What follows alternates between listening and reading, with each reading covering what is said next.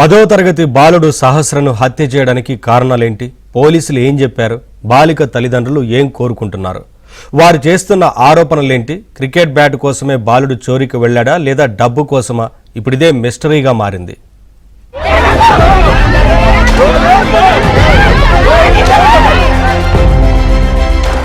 Cricket bat కోసమే సహస్రను హత్య చేశాడా? ఒక క్రికెట్ బ్యాట్ వాళ్ళ ఇంట్లో ఒక క్రికెట్ బ్యాట్ ఉంటుంది. ఆ క్రికెట్ బ్యాట్ దొంగతనం చేయడం అని ఆయన దగ్గర పెట్టుకోవడం అని అనుకొని వెళ్ళాడు. క్రికెట్ బ్యాట్ కోసం వస్తే కత్తి ఎందుకు తెచ్చుకున్నాడు? బ్యాట్ కోసం అయితే రాలేడు వాడు. బ్యాట్ కోసం వస్తే బ్యాట్ తీసుకెళ్ళాలి, కత్తి తీసుకురావడం ఏంది? ఎంబడి కత్తి తీసుకురావడం ఏంది? ఇంకోటి వాడు లెటర్ రాసుకొని వచ్చి ఎట్లా వెళ్ళాలి, ఎట్లా వస్తే ఎట్లా చంపాలి, మా పాప అడ్డం వచ్చినందుకు అంత దారుణంగా చంపడం ఏంది? 18 సార్లు పొడవడం ఏంది? డబ్బు కోసమే చోరీకి వచ్చాడు అన్న బాలిక పేరెంట్స్. డబ్బుల కోసం వచ్చితే డబ్బులు తీసుకెళ్ళాలి, పాపని చంపడం ఏంది? నాకు అర్థం అవ్వట్లేదు. మా పాపని చంపితే తిరిగి రాదు, కానీ వాని మాత్రం ఇవాళ ఎన్కౌంటర్ చేయాలని ప్రభుత్వాన్ని కోరుతున్నాను. బాలుణ్ణి కఠినంగా శిక్షించాలని డిమాండ్. నా డిమాండ్స్ నా పాపకు జరిగినట్టు వాడికి జరగాలి, అదే నా డిమాండ్. నా పాపకి ఎంత నరకం అనుభవించిందో ఒక కన్న తల్లిగా నాకు తెలుసు సార్. మీకు తెలుస్తుందా? అర్థమవుతుందా?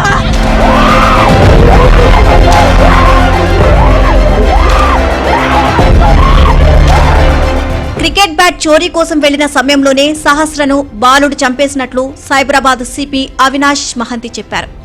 ఓటీటీ, యూట్యూబ్లో క్రైమ్ సీన్స్ చూసి హత్య చేసినట్లు గుర్తించారు. హత్య చేసి ఆధారాలను చెరిపేసినట్లు పోలీసులు చెప్పారు. విచారణ సమయంలో బాలుడు తప్పుదారి పట్టించాడని, క్రిమినల్ ఇంటెలిజెంట్ గా ప్రవర్తించినట్లు పోలీసులు చెబుతున్నారు.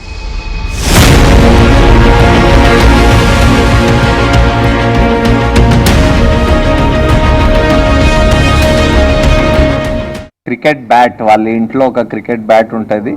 ఆ క్రికెట్ బ్యాట్ దొంగతనం చేయడం అని ఆయన దగ్గర పెట్టుకోవడం అని అనుకొని వెళ్ళాడు.